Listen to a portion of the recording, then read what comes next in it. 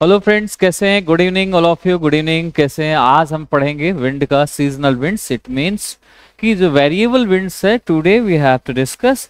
सो आप इसमें सभी लोग अच्छे से जुड़ जाएं और शेयर भी कर दें अपने लोगों को, जिससे हम क्लास में, और आप देख रहे हैं कि अभी हम डेली 7 देते हैं। और जो एक चीज़ मैं आपको और बता दूं कि जो हमारी छुट्टियां भी होंगी होली की, उसके बाद यहाँ पर प्रीमियर क्लासेस आपकी चलेंगी जो रिकॉर्डेड होंगी, उसमें जा रही होंगी, तो आपको उनको भी देखना है। ऐसे सीरीज में ही चलेगी, ऐसा नहीं कि सीरीज से हट के चलेगी कुछ, है ना।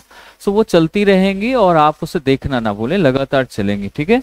और आपके क्योंकि प्रीलिम्स बहुत अच्छी आपके पास अभी चांस है, और थोड़ा सा जिन्होंने इंटरव्यू दिया है, जिन्होंने अभी बाकी जो तैयारी कर रहे थे कि इनकी प्रिपरेशन थोड़ी बहुत रह गई है, तो वो बहुत अच्छे से इसको कर सकते हैं। सो ये चीज़ों को हम इसमें देखेंगे। ओके गाइस, चलिए स्टार्ट कर दें हम। चले, आज मानसून विंड हमें पढ़ना है।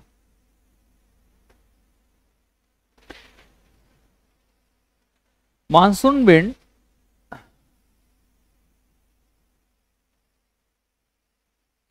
Monsoon winds. ओके, तो monsoon winds basically what is monsoon wind? Monsoon wind कहें या फिर ऐसे हम सीजनल विंड्स भी कह सकते हैं, दोनों नाम दे सकते हैं, monsoon wind and seasonal wind. Okay, अब इसमें देखना है कि क्या है, what is monsoon wind. Basically monsoon winds seasonal reversal of the wind, that is called monsoon wind. जो सीजन का रिवर्सल विंड होती है, विंड का जो रिवर्सल होता है सीजन में, उसको हम मानसून विंड्स कहते हैं, ठीक है। सो जब इसमें आप देखते हैं कि जब इंडिया से वापस जाने लगता है मानसून, चाहे यहाँ से ऐसे जाए, तो उस टाइम पर जो हवाएं चलती हैं, विंड्स चलती हैं, that is called seasonal winds. Feature of tropical latitude कह सकते हैं, इसमें ट्रॉपिकल लैटिट्यूड के फीचर्स होते हैं। In winter trade wind, wind blow कह सकते हैं, wind blow north to south. In summer में trade winds blow south to north.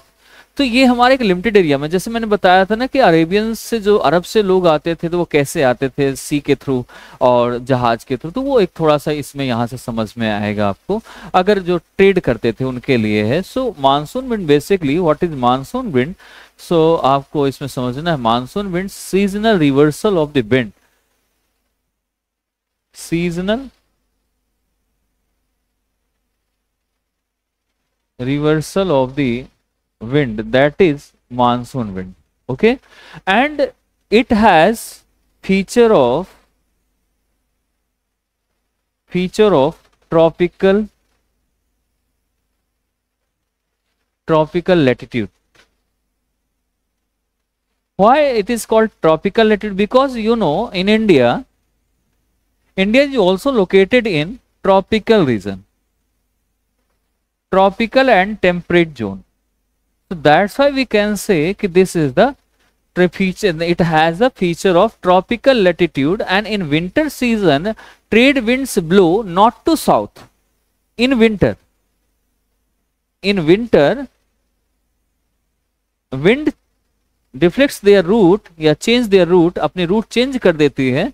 और एक ऐसे ट्रेड विंड जो होती हैं वहां पर, ये लोकल विंड में जब कन्वर्ट होती हैं हमारी परमानेंट विंड्स, जो कुछ चीजें आती हैं जो आपके मानसून के अकॉर्डिंग उसके हिसाब से जब बहती हैं, ब्लो होती हैं, तो ट्रेड विंड्स ब्लो, कैसी ब्लो हो रही? Blows not to south in winter, blows not to south, but in summer trade winds blow south to north, but in limited area, not a whole area. पूरे area पे नहीं होता, ये limited area पे होता है ये, ठीक है दोस्त। तो ये बहुत उसमें नहीं जाएगा, लिमिटेड एरिया पे काम करती हैं ऐसे, लिमिटेड एरिया पे चलती हैं ऐसे, ठीक है। इसके बाद हम मानसून विंड को, अगर हम इसको और भी समझे थोड़ा सा कि इसके बारे में और थोड़ा डिटेल में जाएं, तो due to apparent northward movement of the sun in summer, आपको अब northward movement of the sun, वैसे देखा जाए सन मूव नहीं करता है, अर्थ उसके आसपास मूव करती है, रिवॉल्व करेगी एंड क्या अपने उसमें, और क्या करेगी, एक रोटेट भी करेगी, रिवॉल्व भी करेगी, दोनों, रिवोल्यूशन भी होता है और रोटेशन भी होता है। लेकिन यहां पर यह है कि ऐसा फील होता है, आपको लगता है ना कि सन चल रहा है, not to east to west, west to east, ऐसा लग रहा है कि सन मूव कर रहा है, बट सन नहीं मूव करता, बट ऐसा हमें लगता है। सो ये क्यों लगता है? क्योंकि अर्थ हमारी रिवोल्यूशनरी है, उसके आसपास किनारे इलिप्टिकल राउंड लगाती है। सो इसमें आप इसमें पॉइंट में डाल सकते हैं, क्या डालेंगे इसमें? आप लिख सकते हैं due to apparent northward movement of the sun in summer. Due to किस वजह से? अपरेंट और अपरेंट नॉर्थवर्ड मूवमेंट किसका? ऐसा लग रहा है कि नॉर्थ की तरफ जा रही है, जैसे कि ये है, ये अर्थ है और ये सन है। ऐसा लग रहा है कि ये अर्थ हमारी मूव कर रही है। आपने रीजन फॉर सीजन पढ़ा है ना? यहां पर भी अर्थ दिखाई देगी, यहां पर भी, यहां पर भी, लेकिन हम अर्थ मूव कर रही है बट हमें लगता है कि सन मूव कर रहा है, तो उसी को हम अपरेंट मूवमेंट कहते हैं। अपरेंट नॉर्थवर्ड मूवमेंट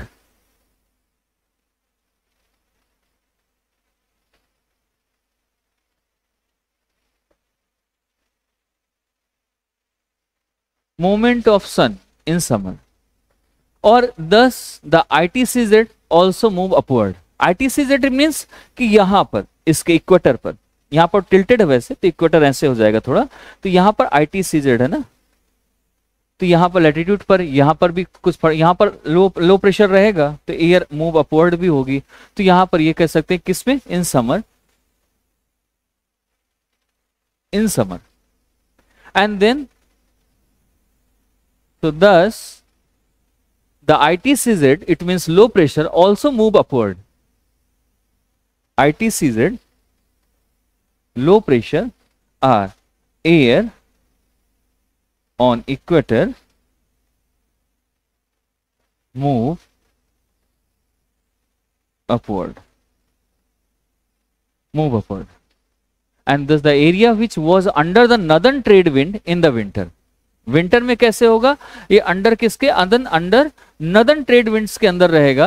एंड आप कैसे? Will come under southern trade winds in the summer. Summer में कैसे रहेगा? सदर्न ट्रेड विंड्स आएंगे समर पे। नदर्न में कैसे रहेगा? ये नदर्न ट्रेड विंड्स रहेंगे, और समर में सदर्न ट्रेड विंड्स रहेंगे। सो आप इसमें आंसर रखना, नदर्न ट्रेड विंड्स कब रहेंगी? विंटर में। सदर्न ट्रेड विंड्स समर में। ऐसे मूव होती हैं, ऐसी चीजें हमें यहां दिखाई देती हैं। ठीक है, इसके साथ साथ यहां पर जैसे हम देखेंगे आगे का कि मानसून विंड, जो सीजनल विंड है, मानसून विंड है, ये कैसे कैसे चीजें करती हैं, काम करती हैं। सीजनल विंड्स, यही बेसिकली सीजनल विंड्स है। अब लोकल विंड्स में आते हैं। लोकल विंड्स में दो टाइप की विंड्स होती है। लोकल विंड्स, इनसे माउंटेन्स विंड्स भी कह सकते हैं, लोकल विंड्स। सब first of all we have to discuss in the local winds about the mountain winds. So mountain winds हम इसमें पढ़ेंगे, माउंटेन विंड्स के बारे में इसमें देखेंगे, तो उसको हम थोड़ा सा देख ले, किस एरिया पे क्या कहा जाता है। अलग अलग जगह पे इनके अलग अलग नेम भी हैं, किस कंट्री में अलग अलग नाम है, किस कंट्री में क्या नाम है, माउंटेन में कैसे नाम है, तो इन सभी चीजों के बारे में भी हम डिस्कस कर सकते हैं। So local winds, mountain winds हम इसमें स्टडी करने वाले हैं।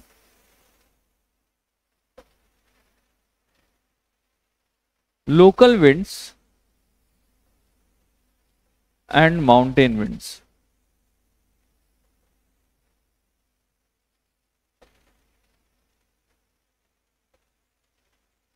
ठीक है, country and winds, local wind, sorry cold wind से डाल सकते हैं, लोकल विंड्स तो ऊपर ऑलरेडी हो गया है।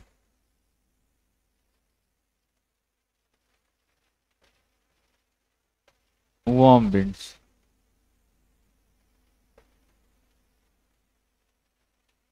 लोकल विंड्स में अगर हम देखें तो country and name of the wind.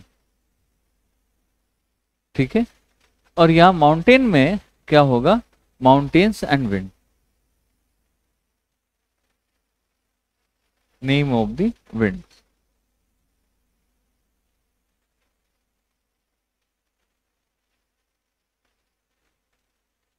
Name of the winds. Greece में से ग्रेगल बोलते हैं, ग्रीस, ग्रेगल, ग्रेगल या ग्रेजल भी बोल सकते हैं, ग्रेगल या ग्रेजल। सेकंड पॉइंट, इटली में से टेरमोंटा बोलते हैं लोकल विंड्स को, इटली। तो इसमें ट्रेमोंटा ध्यान रखना, और एड्रियाटिक सी पर देखा जाए तो बोरा कहते हैं इसको, एड्रियाटिक सी, बोरा। एंड इसमें आल्प्स फॉन बोलते हैं, आल्प्स माउंटेन पे इससे नाम दिया जाता है फॉन, और रॉकीज माउंटेन पर इसे चिनूक बोलते हैं।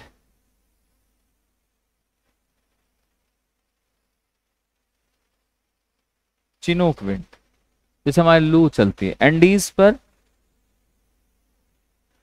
पर जोंडा नाम दिया गया है। ऐसे इनके नाम, अलग अलग नाम आपको यहाँ पर मिलते हैं, यहाँ पर देखने को आपको मिलेंगे, चीजें आपको समझ आएंगे। तो बेसिकली नेम है इसके, लेकिन ये अभी इसके डेफिनेशन नहीं है। लोकल विंड्स के बारे में थोड़ा सा हम और भी स्टडी करेंगे। So cold wind inland, cold wind, warm wind in desert, दोनों के अलग अलग कैसे, ये कोल्ड विंड लैंड पर कैसे होगी, डिजर्ट पर इसकी क्या फीचर्स हैं। सो let me discuss about the features of cold wind in land and warm wind in deserts. So इसको हम देखेंगे और इनके नाम भी देखेंगे। So जैसे कि कोल्ड विंड अगर है तो वहाँ हाई प्रेशर कंडीशन होगा इन विंटर में, and divergence of cold air, वहां पर डाइवर्जेंस होगा कोल्ड एयर का। जब कोल्ड एयर आएगी तो टकराएगी थोड़ा ना, वो तो दूर जाएगी, तो यहाँ पर डाइवर्जेंस, जैसे साइबेरिया में है, बुरान एरिया है, तो इसके लिए भी हम यहाँ पर पॉइंट इसमें लिख सकते हैं। So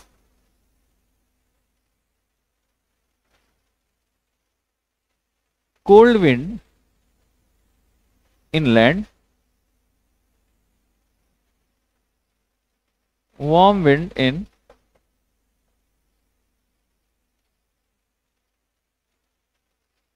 desert.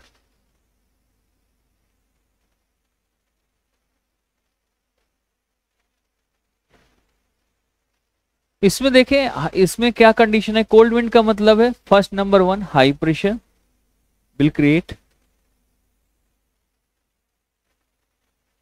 हाई प्रेशर, और एयर जब दोनों कोल्ड होगी तो high pressure in winter, it means winter में कोल्ड आएगा ना, तो विंटर वैसे कोल्ड रीजन है तो वैसे हो जाएगा।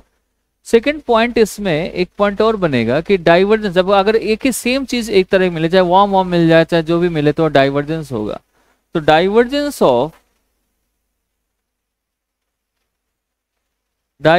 Of cold air. Number three it means Siberia में बुरान है, कनाडा में ब्लिजार्ड है, ऐसे नाम से इसको नाम से जाना भी जाता है, साइबेरिया एंड कनाडा। यहाँ आपका बुरान और यहां पर आपका ब्लिजार्ड। अगर हम इसकी बात करें तो सहारा में सिरोकू बोलते हैं इसको, डिजर्ट और नेम सहारा, ये डिजर्ट्स हैं, यहां पर इसको सिरोकू बोलेंगे। इजिप्ट में इसमें खामसिन बोलते हैं, इजिप्ट मिस्र, खामसिन। लीबिया गिबली,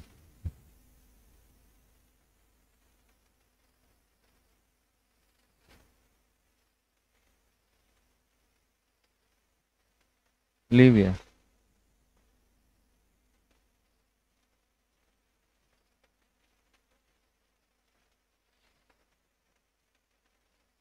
गिबली नाम दिया गया।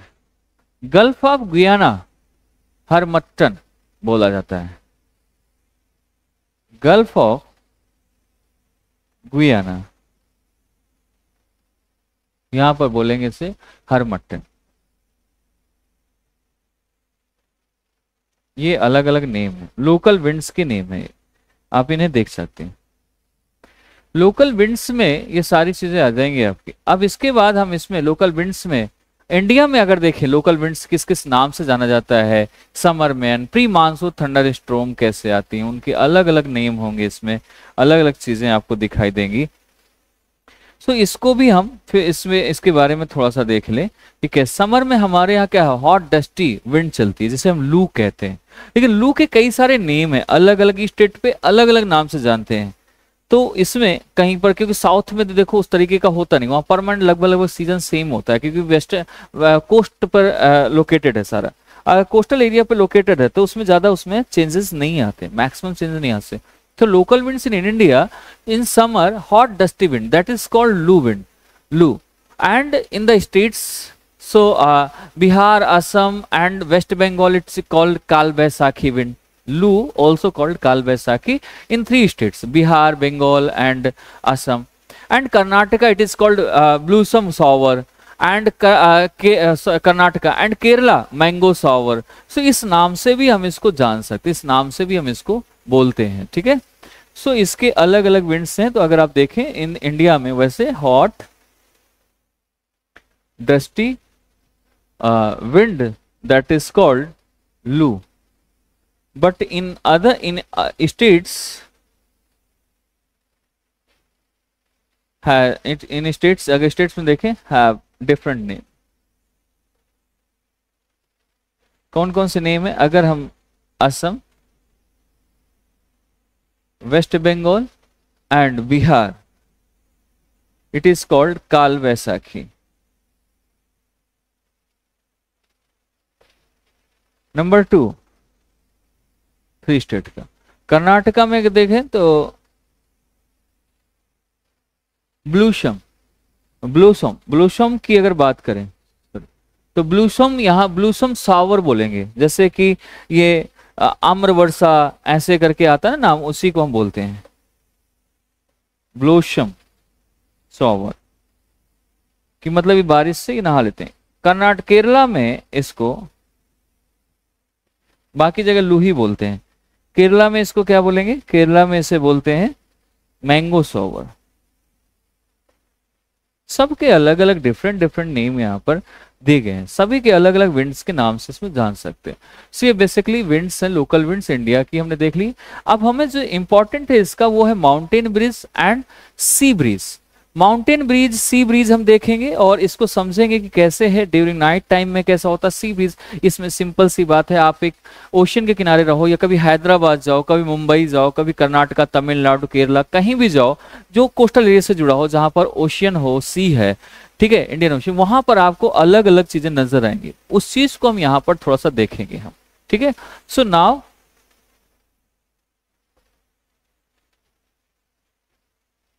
mountain breeze first, then we will study about sea breeze. What is mountain breeze? During the night time, now mountain breeze का मतलब क्या है कि माउंटेन ऐसे बना होगा, राइट। सो यहां से ये कैसे ऊपर का जो एरिया है इसका, ये रात में माउंटेन में होता क्या है, ठंडा गर्म इसमें भी होगा। रात के टाइम पर यहाँ कोल्ड हो जाएगा और नीचे फिर कोल्ड एयर नीचे की तरफ आएगी। कोल्ड एयर कैसे जाती है? ऊपर तो उठती नहीं है, डिसेंड्स होती है, नीचे धंसती है। तो जो कोल्ड हो जाएगा ये एरिया, तो यहाँ आ जाएगा। सुबह ये यहाँ गर्म रहता है रात में, लेकिन जब ये सुबह मॉर्निंग होती है तो ये ज्यादा गर्म हो जाता है, तो फिर एयर ऐसे जाने लगती है और यहाँ बीच में ठंडा हो जाता है। तो ये हमारा माउंटेन ब्रीज कहलाता है बेसिकली। तो mountain breeze that is called mountain breeze, मतलब during the night time top gets cooler than valley. So इससे ज्यादा, इस जगह से ज्यादा जो टॉप ऑफ द माउंटेन है, top of the mountain, mountain क्या हो जाती है? कूल हो जाता है। कैसे कूल? इसके अकॉर्डिंग ज्यादा कूल हो जाता है। Cooler than gets cooler than valley, इस एरिया के अकॉर्डिंग ज्यादा ये टॉप वाले एरिया ज्यादा कूल हो जाएंगे। कूलर देन वैली, जो कूलर देन वैली होगा तो यहाँ प्रेशर कैसा क्रिएट होगा? अगर ठंडा है तो यहाँ कैसा प्रेशर होगा? हाई प्रेशर या लो प्रेशर? तो it means high pressure. Low pressure कहाँ पर होता है? जहां गर्मी ज्यादा होती है, तो यहाँ पर हाई प्रेशर क्रिएट होगा। अगर टेम्परेचर हाई है तो लो प्रेशर, टेम्परेचर लो है तो हाई प्रेशर, ठीक, सॉरी, टेम्परेचर लो है तो हाई प्रेशर और टेम्परेचर हाई है तो लो प्रेशर, ऐसे उल्टा है। तो यहाँ पर हाई प्रेशर, यहाँ टेम्परेचर क्या है? बिल्कुल लो है, तो यहाँ लो हो जाएगा तो हाई प्रेशर क्रिएट होगा। हाई प्रेशर होगा तो winds move hill top to valley, ये टॉप से वैली की तरफ जाएगा, यानी डिसेंट्स होंगी, डिसेंट्स होंगी, नीचे की तरफ आएंगे ये वैली। और माउंटेन इसी को, that is called mountain bridge, that is called mountain bridge. जो यहां से यहाँ एयर आ रही है that is called mountain bridge. समझ आया? यहां उतनी ठंड नहीं होगी जितना ठंड यहां होगा रात में, चाहे विंटर हो, चाहे गर्मी की नाइट हो, चाहे विंटर की, ये जल्दी ठंडा हो जाएगा रात में, ऊपर का टॉप वाला एरिया, क्योंकि ठंड के उसमें आता है। यहाँ पर नीचे आते आते ये थोड़ा गर्म रहेगा, फिर ऊपर से नीचे की तरफ धंसती हैं ये। तो यहाँ पर that is called mountain breeze, mountain breeze. Now mountain breeze ये हुआ, एंड देन आपका एग्रीकल्चर में, एग्रीकल्चर अगर यहाँ पर हो रही है इस माउंटेन पे, तो कल मैंने बताया था शायद, कल या परसों, तो ये ठंडा होगा तो यहाँ पर बर्फ जम जाएगी। तो यहाँ पर अगर एग्रीकल्चर हो रही है तो यहाँ क्या बनेगा, फ्रॉस्ट हो जाएगा, यानी जम जाएगा, बर्फ जम जाएगी, पाला पड़ जाएगा, और ये पूरी की पूरी क्या होगी, फसल खराब हो जाएगी, फसल खराब हो जाएगी, पाला पड़ जाएगा, खत्म हो जाएगा। तो एग्रीकल्चर है, तो यहाँ पर फ्रॉस्ट बाइट हो जाएगा। Chill in habitation in the valley, यहाँ पर अगर हो एकदम चिल रहेगा, एकदम ठंडा रहेगा, ठीक है, जैसे कि आप रखो कुछ ना रखो, आपकी कोल्ड ड्रिंक वैसे ठंडी हो जानी है, ठीक है। तो यहाँ पर यह है कि ऊपर जाकर आप पार्टी कर सकते हो, ठंडा रहेगा, गर्म नहीं होने पाएगी बोतलें, ठीक है, ये हम कर सकते हैं यहाँ पर। अब यही माउंटेन ब्रिज के साथ साथ वैली ब्रिज क्या होती है, वैली ब्रिज किस समय होगा, वैली ब्रिज डे के टाइम पे होती है। अगर हम इसी को रिवर्स कर दें तो वैली ब्रिज आ जाएगा, समझ में आया? माउंटेन ब्रिज का मतलब ऊपर से नीचे, वैली ब्रिज का मतलब अगर वैली ब्रिज में यहां से यहां ऐसा ठंडा जाने लगे, और यहां पर ये ठंडा होने लगे, और ये यहां से ऊपर जाने लगे, लो प्रेशर यहां पर हो जाए, गर्म हो जाए, तो ये गर्म होगा, अगर यहां से ऐसे ठंडी हवा यहां आएंगी और यहां से गर्म हवा ऊपर की तरफ जाएंगी दिन में ये जल्दी गर्म हो जाएगा और ये ठंडा रहेगा, ये थोड़ा ठंडा रहेगा, ये देर में गर्म होगा, वैली वाला सीन। तो यहाँ during the day time top gets warmer than valley, ये ज्यादा गर्म हो जाएंगे इसके अकॉर्डिंग, दिन में ये जल्दी गर्म होते जल्दी ठंडे होते हैं, ये देर में ठंडी होती है, देर में गर्म होती है। तो टॉप अगर ये होगा तो ये लो प्रेशर क्रिएट करेगा, और लो प्रेशर क्रिएट कर तो हाई प्रेशर से लो प्रेशर की तरफ एयर जाएगी नीचे से, तो हमारे कैसे यहां पर जब जाएगी, अब वैली में कैसा रहेगा, हाई प्रेशर रहेगा, तो यहां पर कैसे आएगा, यहां पर एयर ऐसे आएगी, ऐसे आएगी। अब ध्यान समझना थोड़ा सा, मैं एक पेज और ले लेता हूं।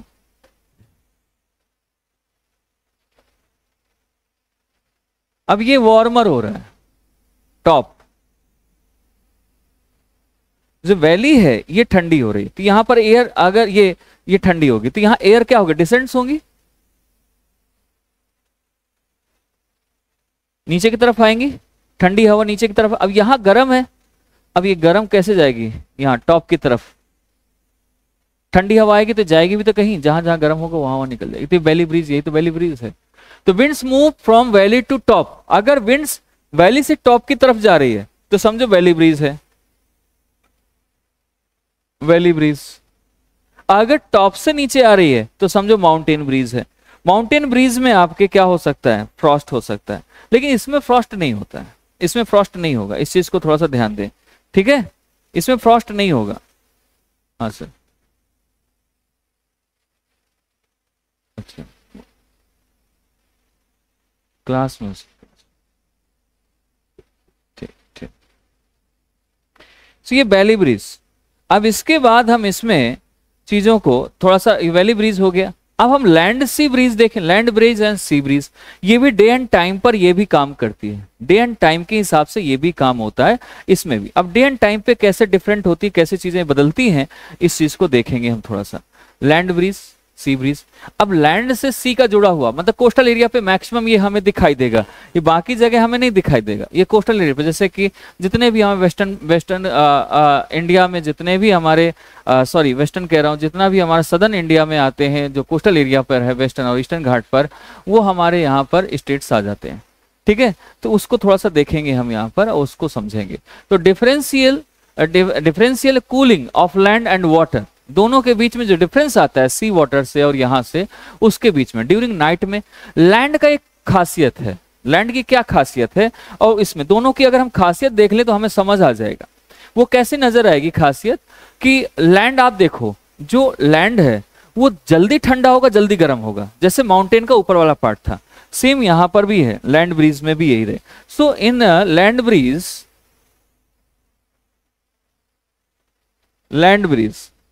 Differential cooling. अब एक तरफ लैंड है और ये आप ये एरिया ले लो, और यहां पर क्या है, ओशी है, बे ऑफ बंगाल की, बे ऑफ बंगाल, अरेबियन सी, नीचे इंडियन ओशन का पार्ट है ये सारा।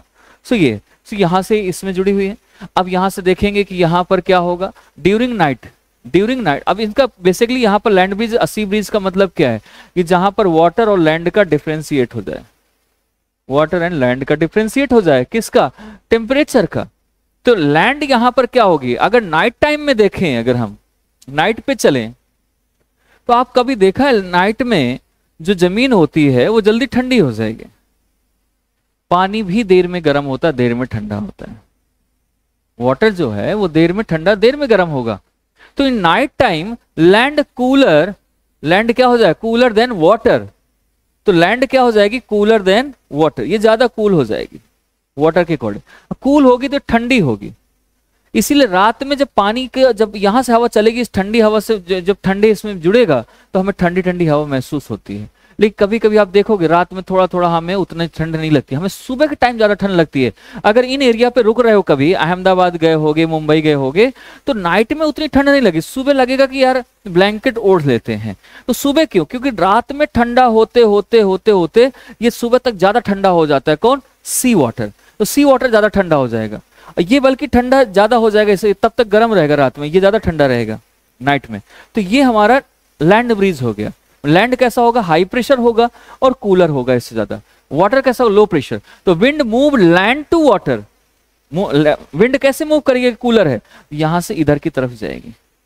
अगर कभी अगर हमारा मानसून जा रहा है, कुछ ऐसी आ रहा है, तो उस टाइम पे हो सकता है कि इधर की तरफ कभी मूव करे तो गर्म गर्म को महसूस हो, लेकिन यहां से इधर की तरफ जाती है हवाएं, फिर इसे ठंडा करती है रात भर।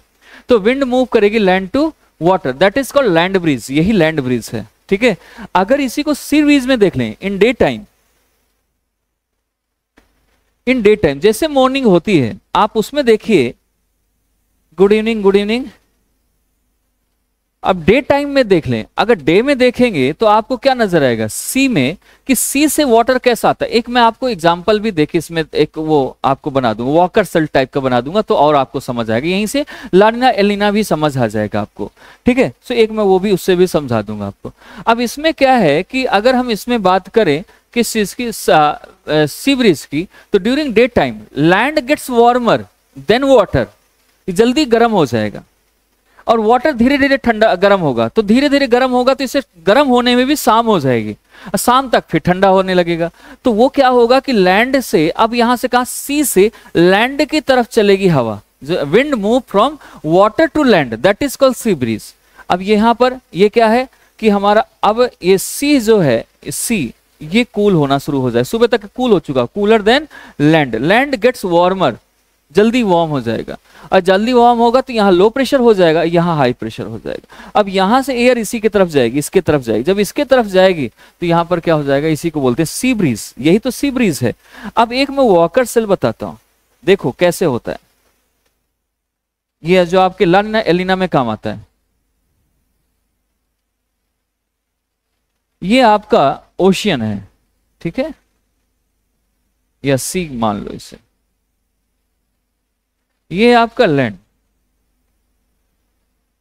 जब ये वार्म सी ब्रीज होगा, अब ध्यान समझना, जब सी ब्रीज होगा तो लैंड हमारा ज्यादा गर्म होगा, तो यहां लो प्रेशर क्रिएट होगा। ध्यान समझना, पूरा मैं पिक्चर बना देता हूं। लो प्रेशर क्रिएट होगा, एयर राइज होगी, एयर राइज होकर ऊपर से ऐसे जाएगी, और यहां ठंडा है तो एयर यहां नीचे आएगी, नीचे आने के बाद फिर यहां से किधर जाएगी, इधर किधर, ये वॉकर सेल। अगर ये सी ब्रीज की पोजीशन है, अगर ये लैंड ब्रीज की पोजीशन देखें तो लैंड ब्रीज में क्या होगा, ये ज्यादा ठंडा होगा, वो गर्म होगा, तो यहां पर हाई प्रेशर है, यहां पर लिख ले हाई प्रेशर। अगर यही चीज हमारे इसमें आ जाए, ये सी ब्रीज की बात हो गई। सो इसमें ओशियन आर सी लैंड, तो यहां पर अब लो प्रेशर क्रिएट होगा, तो यहां से एयर राइज होगी। लो प्रेशर में तो एयर राइज होती है ना, किस तरफ जाएगी, हाई प्रेशर की तरफ, यहां पर डिसेंड हो जाएगी, फिर ये यहां से यहां जाएगी। तो ये जो डायरेक्शन होगा ये भी वॉकर सेल है। एलिना लानिना, ये लानिना होगा, ये एलिना होगा। तो ऐसे जब आएगा तब भी ये इसका पार्ट बन जाएगा, ये बन जाएगा हमारा सी ब्रीज बन जाएगा। क्या बन जाएगा, सी ब्रीज बनेगा। ठीक है, तो यहां तक हमने पढ़ लिया इसको, ये सारी चीजें हमारी हो गई। अब नेक्स्ट टॉपिक जो है ये हमारी इसके बारे में, अब हम पढ़ेंगे, थोड़ी सी चीजों को बदलेंगे। क्या बदलेंगे हम इसमें, अब हमें देखना है जेट स्ट्रीम्स, इन सभी चीज़ों के बारे में, क्लाइमेटोलॉजी में जेट स्ट्रीम्स आपका, साथ में रोज भी वेव्स, वेव्स क्या होती हैं, सारी चीज़ें, और बाकी जो हमने पढ़ा अभी तक एडियाबेटिक लैप्स रेट, ये सारा क्लाउड, ये सारा स्ट्रक्चर ऑफ द एटमॉस्फेयर, ये हमने स्ट्रेटोस्फेयर, मेसोस्फेयर, थर्मोस्फेयर, ये हमने ऑलरेडी डिस्कस कर चुके हैं। Air movement of the basic air movement of the air, ये सारी चीज़ें हमने इसमें देखी, पढ़ी। इन्वर्जन ऑफ टेम्परेचर इन्वर्जन पढ़ा हमने, देन प्लानिटरी विंड सिस्टम पढ़ा हमने, ठीक है, प्रेसिपिटेशन पढ़ लिया हमने, ठीक है। तो ये सारी चीज़ें, ह्यूमिडिटी कैसे कैसे बारिश हो रही है, फिर हम प्रेशर सिस्टम पढ़ा हमने, फिर एयर के प्लानिटरी विंड्स पढ़ा हमने, लोकल विंड्स पढ़ ली। सो ये सारी चीज़ें हमारी डिस्कस, इसको आप एक बार जरूर देख लेंगे, है ना। टाइप्स ऑफ रेनफॉल, और ये सारा चीज़ हमने यहाँ पर देखा कैसे कैसे रेनफॉल होगा, कहाँ कहाँ से होता है ना। ये सारी चीज़ें हमने यहाँ पर डिस्कस किया। और अब इसके आगे जो हमें पढ़नी है वो है jet stream, upper atmosphere winds, ये सारी चीज़ें हमें यहाँ से थोड़ा सा डिस्कस करना है, कैसे कैसे जेट स्ट्रीम बदलती हैं, कैसे एयर मास चलता है, तो इन सभी चीज़ों को बात करेंगे, ठीक है। तो यहाँ पर भी देखेंगे, और इसके साथ साथ धीरे धीरे इसमें रोज भी वेव्स इन सभी चीज़ों के बारे में हम डिस्कस करने वाले हैं, ठीक है। तो चलिए इसके बाद हम इसमें चलते हैं नेक्स्ट टॉपिक पर।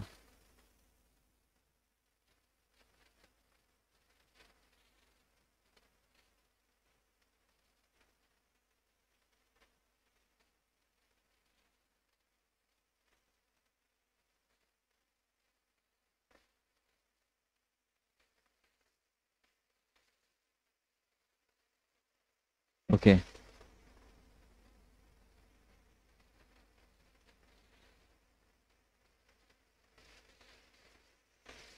चलिए, इसमें हमें समझना है सबसे पहले अपर ट्रोपोस्फेरिक विंड, और भी विंड्स होती हैं कुछ, तो इसमें हम इसको भी देख लेंगे। अपर ट्रोपोस्फेरिक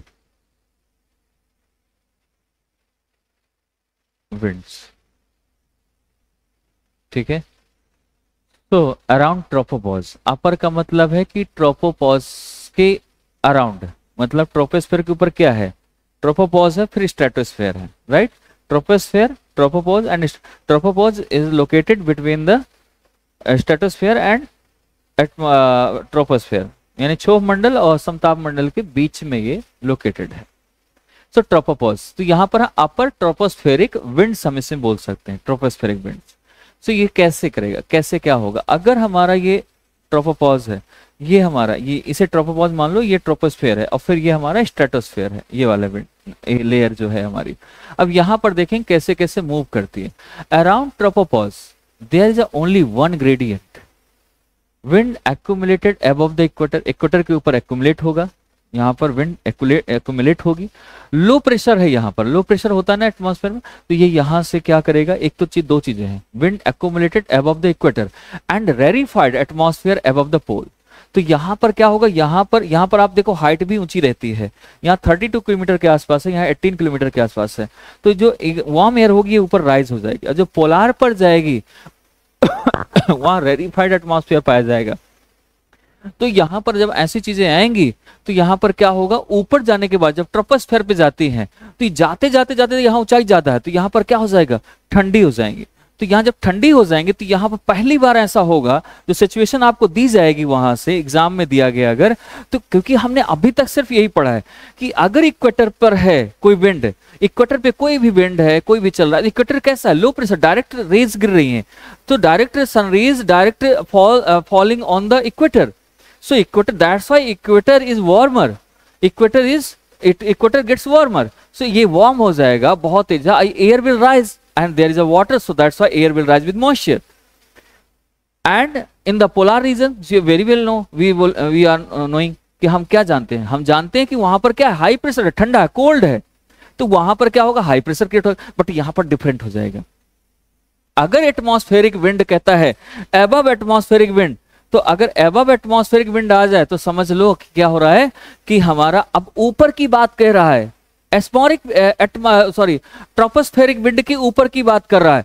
तो यहां से जाते जाते ये वाली जो लो प्रेशर यहां क्रिएट कर रहा था, जब ये ट्रोपोपॉज को पास करेगा, क्रॉस करके ऊपर जाएगा, तो ये क्या हो जाएगी, ये कूल हो जाएगी यहाँ पर, यहां पर हाई प्रेशर क्रिएट हो जाएगा, और जब ये जाएगी ऊपर यहां से पोलार रीजन से, सॉरी पोलार रीजन से जब ऊपर जाएगी और इस पोलार रीजन से, तो यहां पर क्या हो जाएगा, यहां पर वहां जितनी यहां ठंडी है उतनी ऊपर ठंडी नहीं होगी, तो यहां पर क्या हो जाएगा, लो प्रेशर क्रिएट हो जाएगा ट्रोपोपॉज के ऊपर। हमें ये समझना है यहां पर, ठीक है। तो high pressure at the equator and low pressure at the poles, ऐसा हो जाएगा हमारा। सो ये चीज को हम यहां से समझ सकते हैं। Wind accumulated above the equator, rarefied atmosphere above the poles, and high pressure at the equator and low pressure at the poles. ये हमें समझना है। व्हेन एयर, कहां हो विंड, अपर ट्रोपोस्फेरिक विंड्स, जब ये ट्रोपोपॉज के ऊपर चला जाए या ट्रोपोपॉज पे पहुंच जाए, अराउंड ट्रोपोपॉज के आसपास देखें, ओनली वन ग्रेडियंट है ट्रोपोपॉज के आसपास, ऊपर भी नहीं, ट्रोपोपॉज एरिया पे आप देख लो सीधा सीधा ट्रोपोस्फेरिक, वहां पर हम इसको समझेंगे, इस चीज को देखेंगे। तो वहां पर हमें ये एक कंफ्यूजन दूर होगा आपका कि सभी जगह कोई कह दे कभी क्या इक्वेटर पर, क्या कभी इक्वेटर पर लो प्रेशर के बजाय हाई प्रेशर हो सकता है क्या, तो आप कंफ्यूज हो जाओगे। बहुत लोग कहेंगे नहीं हो सकता है, नहीं होगा, तो आप क्या करोगे कि आपको बताना है यस हो सकता है, लेकिन तब जब ये अपर ट्रोपोस्फेरिक विंड हो जाएगी, जब ट्रोपोपॉज पे पहुंच जाएगी, ट्रोपोस्फेयर को पार कर जाएगी, तब ऐसी सिचुएशन आ सकती है। ये सिचुएशन तब आएगी, पहले नहीं आएगी। समझ आया? चलिए आगे हम देखें इसको, एक और विंड के बारे में डिस्कस करेंगे जो आपने कभी नाम ही नहीं सुना है। एक दूसरी नेक्स्ट विंड जो है जिसे हम पढ़ने वाले हैं विंड को, वो है हमारी कौन सी विंड, उसकी अगर चर्चा कर लें तो आपको मैं जियो स्टेरोफिक या जियोस्ट्रोफिक विंड कह सकते हैं, जियोस्ट्रोफिक विंड कह सकते हैं, यानी स्ट्रेटोस्फेयर में जो पहुंच जाए, ट्रोपोपॉज के ऊपर पहुंच जाए, उससे हम जियोस्ट्रोफिक विंड कहते हैं। तो वो विंड भी हम इसमें देखेंगे कैसे चेंज हो रही है, उस चीज को भी समझेंगे हम यहाँ पर, वो कैसे स्ट्रॉन्गर है, क्या वहां पर कुछ। यहीं से क्वेश्चन एक बनता है आपका कि जब कभी हवाई जहाज ऊपर से स्ट्रेटोस्फेयर से गुजरता है तो शांत चलता है, ऐसे करके एक दो क्वेश्चन आ चुके हैं प्रीलिम्स में, तो वो यहां से क्लियर हो जाएगा आपका, ठीक है। जियो स्ट्रोफिक विंड,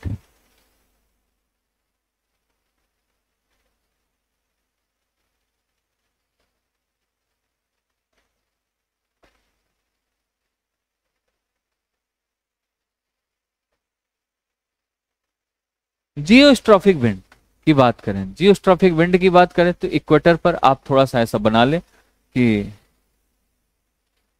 ये इक्वेटर है, ठीक है, ये ट्रॉपिकल रीजन है, ये भी ट्रॉपिकल रीजन है, और इसके बाद ये आपके पोलार पे, ये आपके ऊपर पहुंच गया 66 एंड ऊपर पोल, यहाँ पर पोल हो गया, ये इक्वेटर हो गया। अब strong Coriolis force at the tropopause, अब ट्रोपोपॉज पे जो अभी हमने इसके जस्ट पहले पढ़ा, उस ट्रोपोपॉज पर वहां पर क्या लगेगा, स्ट्रॉन्ग कोलियस फोर्स लगता है, कोरियोलिस फोर्स। ये कोरियोलिस फोर्स का काम क्या है, एयर का, विंड का डायरेक्शन जो है डिफ्लेक्ट कर देना, मोड़ देना। तो यहां पर ये है strong Coriolis force at the tropopause because friction is less. यहां पर क्यों स्ट्रॉन्ग है कोरियोलिस फोर्स, क्योंकि फ्रिक्शन बहुत कम है। फ्रिक्शन जहां ज्यादा होगा तो आधी एनर्जी तो कोरियोलिस फोर्स वहीं अपनी खो देगा, लॉस कर देगा। वहां पर ऐसा फ्रिक्शन है नहीं, तो फ्रिक्शन इज लेस, फ्रिक्शन बहुत कम है, तो इसकी स्पीड कितनी हो जाएगी, ज्यादा हो जाएगी। अगर एयर की स्पीड ज्यादा हुई तो यहां पर कोरियोलिस फोर्स कैसे लगेगा, स्ट्रांग हो जाएगा। एयर की स्पीड ज्यादा तो कोरियोलिस फोर्स। अब इसीलिए आप जानते हैं ना कि जब साइक्लोन आता है तो सागर में ही क्यों आता है, ओशियन में। ओशियन में क्या होता है कि फ्रिक्शन लेस हो जाता है, फ्रिक्शन लेस होगा तो क्या होगा, वहां पर एयर तेजी से जब ऊपर उठेगी, वार्म एयर, लो प्रेशर रहेगा, इंटेंस लो प्रेशर, तो वहां पर कोरियोलिस फोर्स ज्यादा लगेगा। तभी इसलिए 90 डिग्री पर, वैसे नॉर्मली 45 डिग्री पर डिफ्लेक्ट करता है ये, लेकिन जब साइक्लोन होता है तो उस टाइम पे आप देखिए कि वहां पर 90 डिग्री में डिफ्लेक्ट कर रहा है। रीजन क्या है कि वहां पर फ्रिक्शन कम है, तो यहां पर भी फ्रिक्शन कम है। तो अगर फ्रिक्शन कम हो गया, यहां पर फ्रिक्शन कम है तो कोरियोलिस फोर्स स्ट्रांग हो जाएगा। फोर्स क्या हो जाएगा, स्ट्रांग हो जाएगा। अब कोरियोलिस फोर्स स्ट्रांग हो जाएगा, क्यों होगा, क्योंकि फ्रिक्शन कम होगा तो एयर जो गर्म होगी वो बहुत तेजी से क्या होगी, राइज हो जाएगी। राइज हो कोरियोलिस फोर्स लगेगा तो वो डिफ्लेक्ट भी 90 डिग्री पे कर सकता है, 90 डिग्री पर करेगा। यही हमारा जियोस्ट्रोफिक विंड में आता है। जियोस्ट्रोफिक विंड इसे कहते हैं, ठीक है, और इसके और भी है, और भी रीजन है इसके जियोस्ट्रॉफिक विंड का, केवल इतना नहीं है कि जियोस्ट्रॉफिक विंड इतना हो गया, इसके और भी कंडीशंस हैं, और भी चीजें हैं इसके अंदर, कैसे कैसे इसको देखेंगे। सो डिफ्लेक्शन इज 90 डिग्री मैंने बताया, और यही हमारा जियोस्ट्रॉफिक विंड है, तो ये तो हमने देख लिया। लेकिन इसके साथ साथ जब आप यहां पर चलेंगे तो इक्वेटर पर, ऊपर की बात करें, यहां पर नहीं, नीचे हमें अर्थ पे नहीं बात करनी है, अर्थ के ऊपर जब आप एटमॉस्फेयर में विंड चल रही है तो northern hemisphere geostrophic deflects clockwise, northern hemisphere में कैसे क्लॉकवाइज, क्लॉकवाइज घूमेगा, सदर्न हेमिस्फीयर में कैसे घूमेगा, एंटी क्लॉकवाइज, और ये कैसे मूव कराएगा, वेस्ट टू ईस्ट, कैसे कराएगा, वेस्ट टू ईस्ट, जैसे सन मूव करता है वैसे यहां पर नजर आएगा हमें। हमें अर्थ कैसे मूव करती है, वेस्ट टू ईस्ट मूव करती है, ईस्ट टू वेस्ट कभी नहीं मूव करती। अगर नदर्न हेमिस्फीयर पे कोई फोर्स लग रहा है तो क्लॉकवाइज, क्लॉकवाइज ऐसे घूमेगा, अगर यहां पर घूमेगा न सदर्न में तो एंटी क्लॉकवाइज आ जाएगा। ठीक है, इसके साथ इसमें हम और पॉइंट्स, इसके बाद हमारा आ जाएगा वेस्टलीज विंड, ये हो गया हमारा जियोस्ट्रॉपिक विंड। अब हम आते हैं इसके उसमें कहां पर, वेस्टलीज विंड का। तो वेस्टलीज विंड बहुत इंपॉर्टेंट भी है, ठीक है, यहीं से वेस्टलीज विंड ही रोजबी वेव्स कहलाती हैं, वेस्टलीज विंड ही आपकी जेट स्ट्रीम कहलाती है, बस उसकी स्पीड में अंतर आ जाता है और थोड़ा ऊपर नीचे का फर्क पड़ता है, बाकी सारा चीज लगभग सेम होता है। तो इस चीज को हम यहां पर देख सकते हैं, समझ सकते हैं, ठीक है। तो चलिए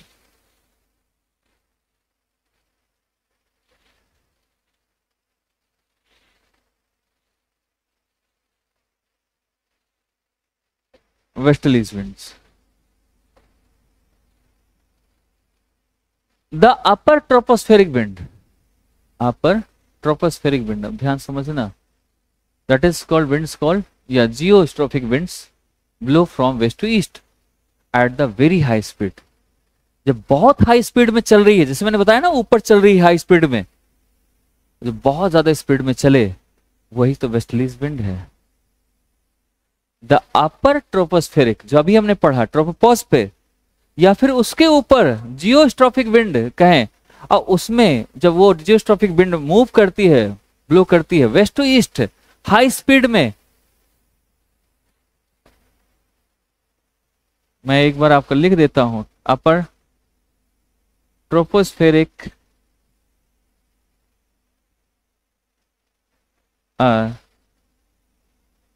जियोस्ट्रॉपिक विंड ब्लो करे west to east but high speed में, तो समझो ये क्या है, westerlies wind, that is called westerlies wind, यही तो वेस्टलीज विंड है, ठीक है।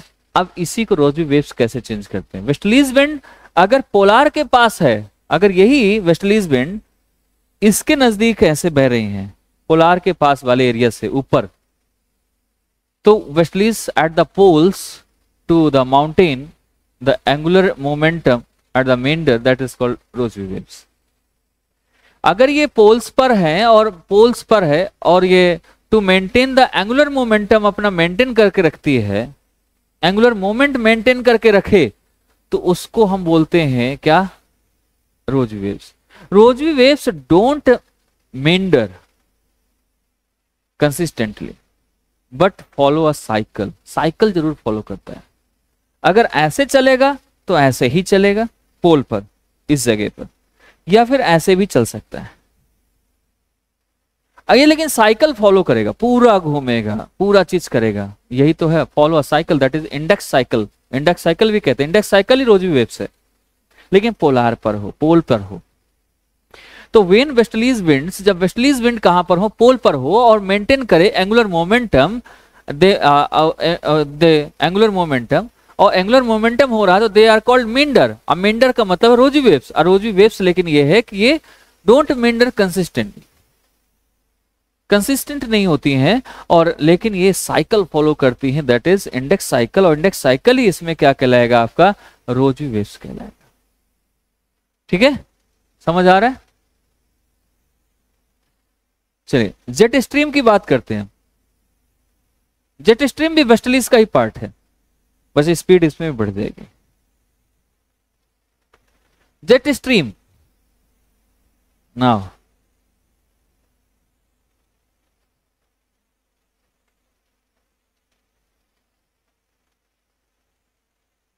जेट स्ट्रीम की बात करें, जेट स्ट्रीम, स्ट्रीम क्या है जेट स्ट्रीम अगर हम बात करें इसकी,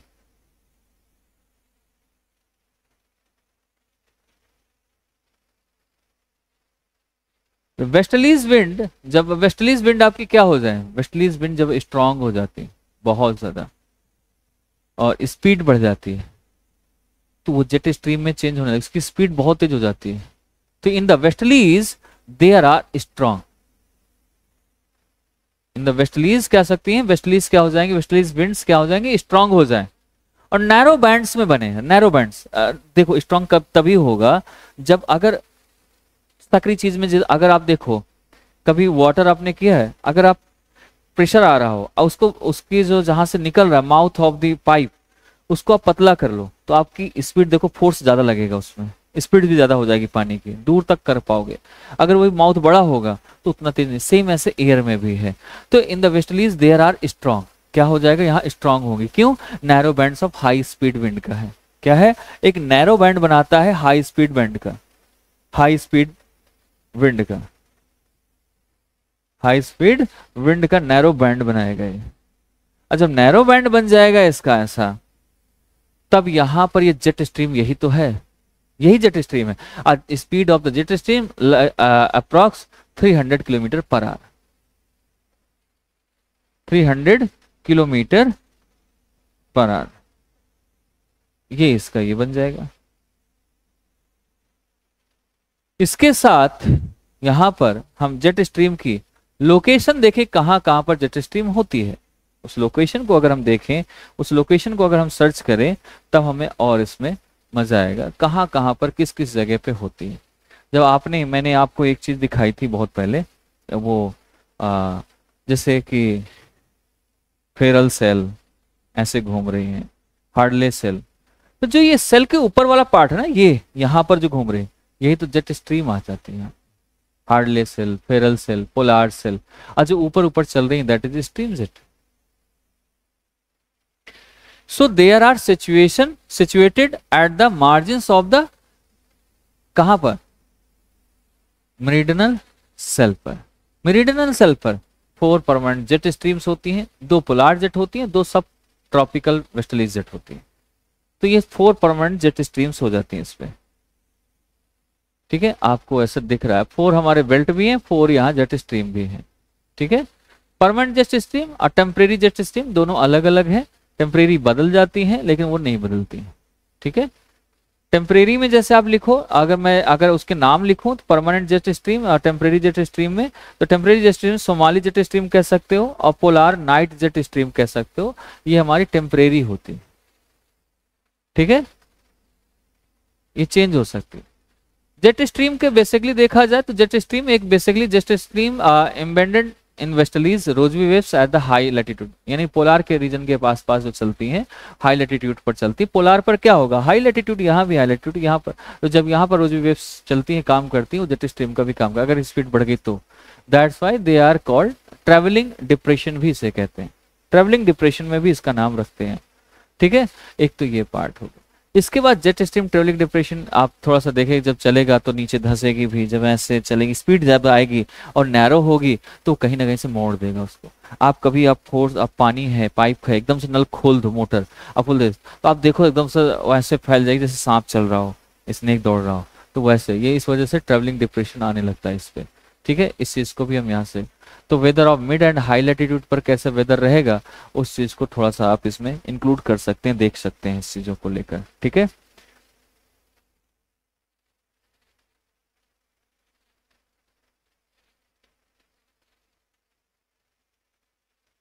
फिर हमारा एयर मास है, front air mass and front, cold front और वार्म फ्रंट देखेंगे, देन ये हमारा कंप्लीट हो जाएगा। तो हम इसको थोड़ा सा देख लें, इसको समझ लें, और तो बेसिकली हम इसमें जैसे मैंने कहा वेदर का कैसे फर्क पड़ेगा इसमें, तो एयर मास से पहले हमें जरूरी है वेदर ऑफ जो मिड एंड हाई लैटिट्यूड पर कैसे वेदर रहता है, लैटिट्यूड की अगर बात करें इसके मिड पर और हाई पर लैटिट्यूड कैसे रहेगा, अगर हम इसकी चर्चा कर लें तो आपको यहाँ से समझना है वेदर ऑफ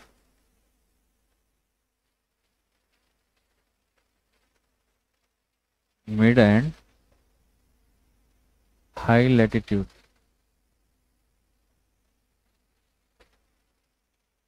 सो यहाँ पर अगर हम देखेंगे तो weather of higher latitude is more complex, higher पे मोर कॉम्प्लेक्स होगा weather than the weather of equator or tropical region. अगर ट्रॉपिकल रीजन का और इसका देखा जाए यहाँ से और यहाँ पर, तो ये क्या होगा, कॉम्प्लेक्स ज्यादा होगा इसमें और इसमें कॉम्प्लेक्स कम होगा, यहाँ और यहाँ कॉम्प्लेक्स बहुत कम होगा।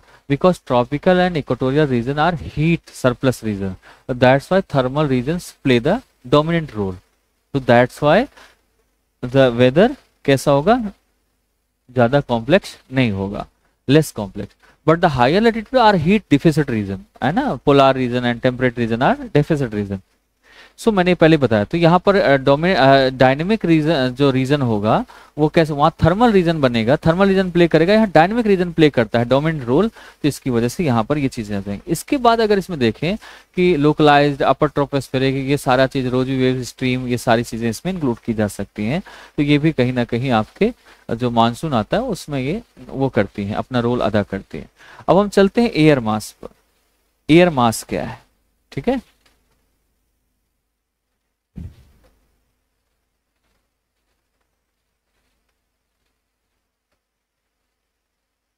Air mass. एयर मास कभी समझा है एयर मास क्या होता है, कैसा होता है?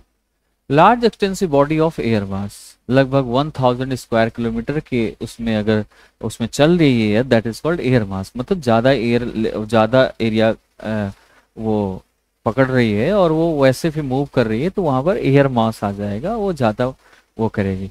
तो large extensive body of the air mass which is 1000 square kilometre, अगर उसका है बॉडी मास, उसका इतना है extensive body mass, that is called air mass.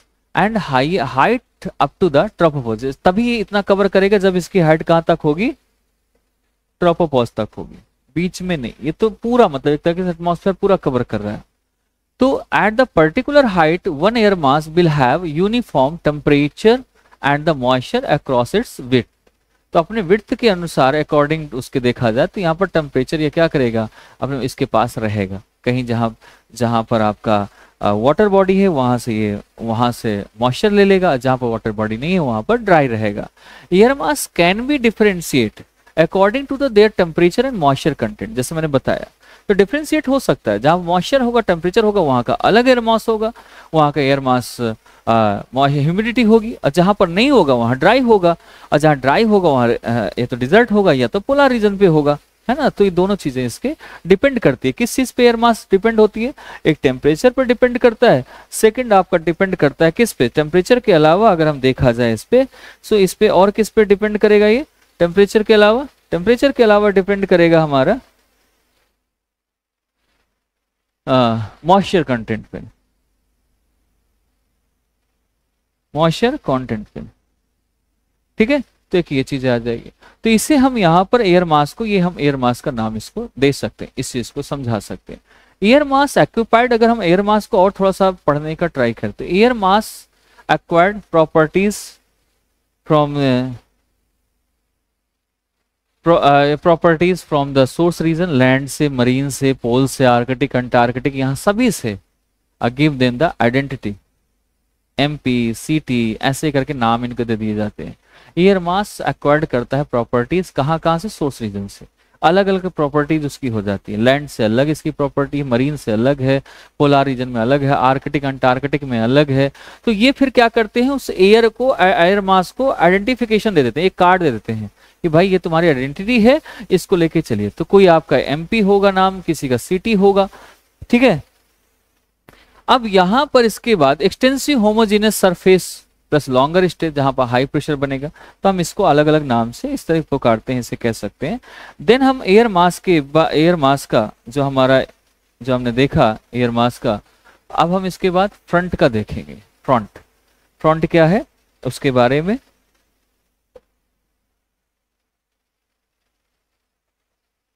Front भी क्या होता है, जैसे कि आपका वार्म ओशन करंट और कोल्ड ओशन करंट मिलती हैं, तब जाके वहाँ पर वो जैसे कि फॉग एरिया बनता है, फिशिंग एरिया बनता है, और वहाँ पर ऐसी चीज़ें होती हैं। ये सेम यहाँ पर भी है। तो यहाँ पर क्या चीज़ें आएंगी, ऐसे हम इसको बोल सकते हैं, फ्रंट को भी, फ्रंट में भी मतलब है कि जब दो एयर आपस में टकराएं तो वहाँ पर फ्रंट बनता है। ठीक है, तो यहाँ पर भी है टेम्परेचर और मॉइस्चर को लेकर डिसाइड होता है। इंट्रैक्शन होता है एक विंड से दूसरे विंड का, और कौन सा, जब वार्म होगी वो मॉइस्चर या वार्मनेस उसमें अलग टेम्परेचर होगा, जो कोल्ड होगी उसमें अलग टेम्परेचर होगा, मॉइस्चर होगा। अब दोनों के मॉइस्चर जब एक दूसरे से इंट्रैक्शन करेंगे, उस टाइम पे जो इंट्रैक्शन में जो चीज बनेगी वही फ्रंट होगा। अगर उस एयर में कोल्ड एयर का वेटेज ज्यादा है तो कोल्ड फ्रंट हो जाएगा, अगर वार्म एयर का वेटेज ज्यादा है तो वार्म फ्रंट हो जाएगा। सिंपल लैंग्वेज में ये है सीधे सीधे। अगर आपको वैसे समझना है तो मैं आपको यहां पर एक पिक्चर से भी दिखा सकता हूं।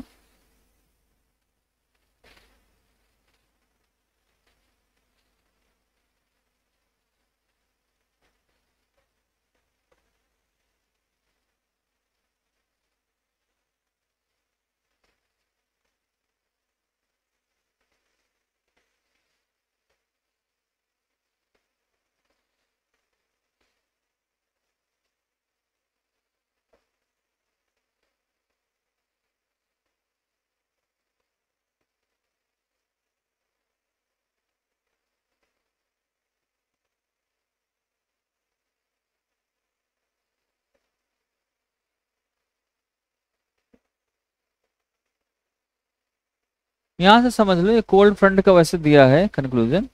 फ्रंटल साइक्लोन भी बनते हैं यहाँ पर। तो मैं थोड़ा सा आपको पहले यही समझा देता हूँ दोनों से मिलाकर। ठीक है। हम्म।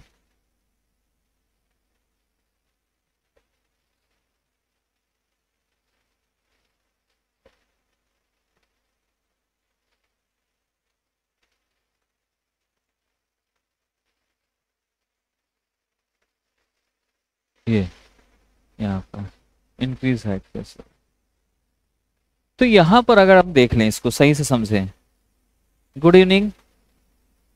ओके, बहुत दिनों के बाद मिला। डेली होती है बेटा शाम को, इवनिंग 7 बजे। आप 7 बजे डेली ले सकते हैं। अभी हमारा क्लाइमेटोलॉजी चल रहा है तो आप डेली आ सकते हैं इसमें। तो नीलम, तो इसमें फ्रंट क्या है, व्हाट इज फ्रंट? तो यह फ्रंट रिलेटिवली, अब यहां पर देखें तो अब अगर यहां पर समझेंगे तो इसका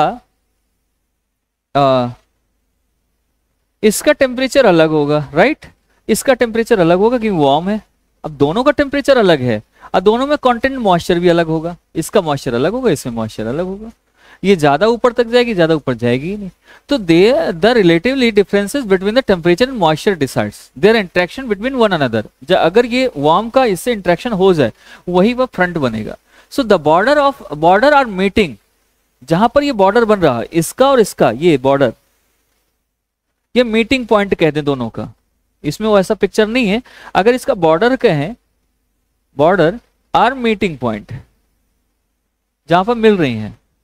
अगर दोनों को मिला दे हम यहां पर मीटिंग पॉइंट, तो दोनों रीजन्स के जो है दो एयर का, वही फ्रंट कहलाता है। यही फ्रंट है बेसिकली। ठीक है, समझ आया? हाँ, तो यही बेसिकली इसका फ्रंट है। यही चीजें हम यहां पर देख रहे हैं, इसी चीज को समझ रहे हैं। अब इसमें यह है कि अब अलग अलग फ्रंट आते हैं, दो अलग अलग फ्रंट होंगे। एक होगा आपका कोल्ड फ्रंट, एक होगा वार्म फ्रंट। जैसे इसमें दिखाएगा, ये कोल्ड इंक्लूजन कंक्लूजन है। सो आपका यहाँ पर देखें कि इनकी अलग अलग चीजें दिखाई देगी। कोल्ड का है, एक वार्म का आएगा। कोल्ड में क्या है कि अगर कोल्ड फ्रंट में कैसा होगा, if the cold air mass move faster. अगर यहां पर ध्यान समझना, मैं एक पिक्चर और दिखाता हूं, सॉरी।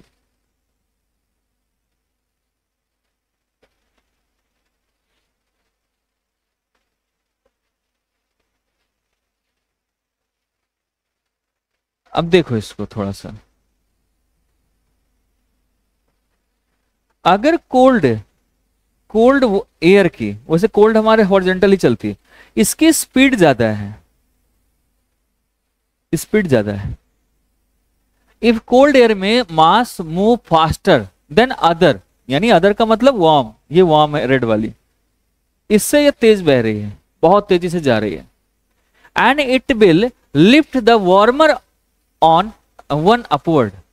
तो क्या कहे, इट विल लिफ्ट, अगर ये उससे another then it will lift the warmer one upward cold front.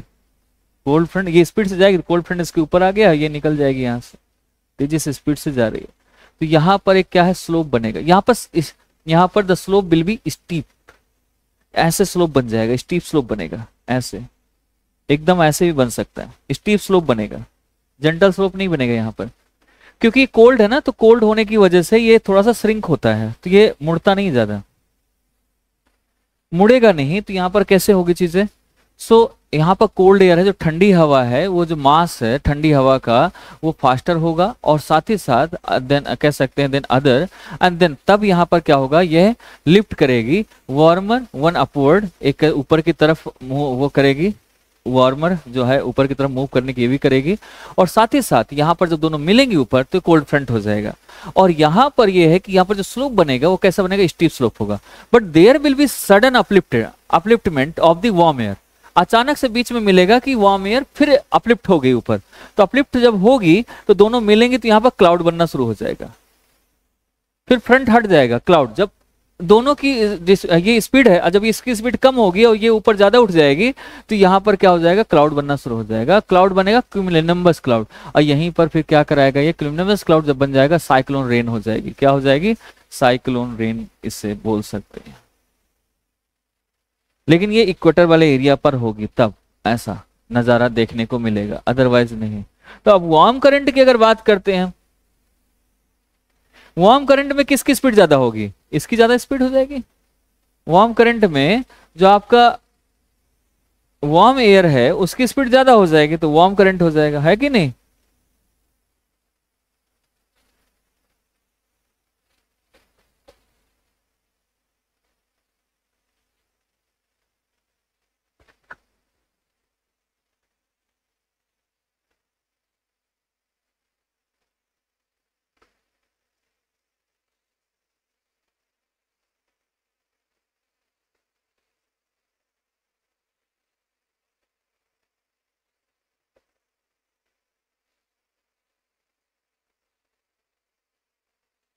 अब देखो यहां पर ये वार्म फ्रंट मैप सिंबल है इसका दिया गया है, यहां पर क्या है, अगर इसका मोमेंट जो है, अब ध्यान समझना, वार्म एयर का क्या हो जाएगा, स्पीड हो जाएगी, इसमें स्पीड ज्यादा हो जाएगी। यानी अगर हम इसमें देखें और इसके साथ साथ देखें, स्पीड का ध्यान रखना है मेन इसमें, सो कैसे कैसे इसमें बनेगी उस चीज को हम यहाँ से ध्यान रखें वार्म को, तो बस वही चीज थोड़ा सा, warm front if warmer air mass is more active than cold, तो वार्म फ्रंट हो जाएगा। अगर वो ज्यादा एक्टिव है, ये स्लो है आपकी वार्म कोल्ड वाली, तो यहाँ पर वार्म फ्रंट हो जाएगा। सिंपल सी लैंग्वेज है, इसमें कोई इतना ज्यादा दिमाग लगाना नहीं है, तो ठीक है, इतनी चीज याद रखना है। इसके साथ साथ यहाँ पर थोड़ा सा एक पॉइंट हमें और ध्यान देना है, वो क्या ध्यान देना है कि यहाँ पर स्लोप कैसा होगा, स्लोप यहाँ पर स्टीपर नहीं होगा, स्टीप स्लोप वहां पर हो रहा था, यहाँ पर थोड़ा सा आप चीजों को ध्यान देंगे कि यहाँ पर स्लोप कैसा हो जाएगा, स्लोप थोड़ा सा जेंटल स्लोप रहेगा, स्टीप स्लोप नहीं रहेगा, यहाँ पर कैसा रहेगा, जेंटल स्लोप रहेगा, ठीक। और फिर इसके बाद हम साइक्लोन पढ़ते हैं, फिर बाकी का, तो यहां पर जेंटल स्लोप बन जाएगा, चीजें ऐसी आ जाएंगी।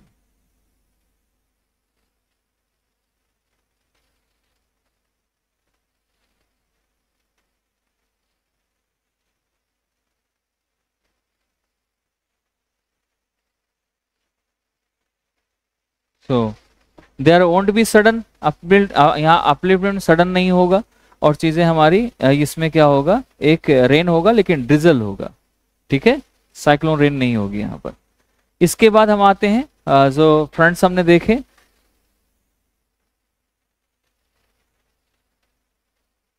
अब इसके बाद हम फ्रंटल साइक्लोन, इसी में यही जो ऊपर बनते हैं साइक्लोन, वही फ्रंटल साइक्लोन बन जाते हैं। अभी जैसे इसके पहले जैसे मैंने बताया, तो आप फ्रंटल साइक्लोन अलग से लिखना चाहें तो ऑल्सो कॉल्ड, जो called extra tropical cyclone, travelling depression, cold core, ये सारा चीज आ जाए, साइक्लोन, वेव साइक्लोन, इसे कई सारे नाम दे सकते हैं। फ्रंटल में फ्रंटल साइक्लोन के कई सारे नाम हैं, फ्रंटल साइक्लोन ही अलग अलग पार्ट कहलाते हैं, फिर इनके अलग अलग मीनिंग ऑफ साइक्लोन हम पढ़ेंगे, तो ये हम कल पढ़ेंगे, इसको चैप्टर को लेंगे, ठीक है।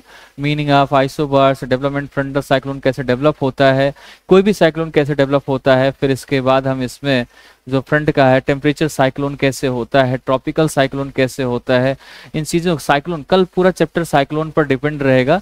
और इसके बाद जो साइक्लोन के बाद अगर हम आगे थोड़ा बढ़ेंगे, पहली बात तो साइक्लोन ही है पूरा चैप्टर, इसके अलावा कोई नहीं, रीजन उसके क्या होते हैं, कैसे बनता है, कैसे यहाँ इंक्रीज होता है, समझने के लिए तो छोटा सा है, अगर नहीं समझे तो थोड़ा सा पूरा टाइम भी ले सकता है। फिर हम इसके बाद thunderstorm, polar vertex, cold wind, इनमें एलिना लानिना हम पढ़ेंगे।